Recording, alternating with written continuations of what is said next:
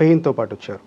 Pain location ఒకటి, pain severity ఒకటి, pain duration ఒకటి. దాన్ని బట్టి మనం ఎస్టిమేట్ చేయొచ్చు అది కిడ్నీ స్టోన్ వల్ల వచ్చే పెయిన్ అనుకోవచ్చు అనమాట. రెండోది యూరిన్‌లో ఏమైనా సమస్య, యూరిన్‌లో బ్లడ్ రావడం కానీ, యూరిన్‌లో మంట రావడం కానీ, యూరిన్ ఆగిపోవడం కానీ, యూరిన్ మాటికి రావడం, యూరిన్ కంట్రోల్ లేకుండా ఉండడం, యూరిన్ లీక్ అవ్వడం ఇట్లాంటివి జరిగినా కానీ యూరినరీ కండిషన్ అనుకొని యూరాలజిస్ట్కి రిఫర్ చేస్తారన్నమాట. సో ఎందుకు వస్తాయండి యూరాలజీ ప్రాబ్లమ్స్? ఎవరిలో ఎక్కువగా చూస్తూ ఉంటారు?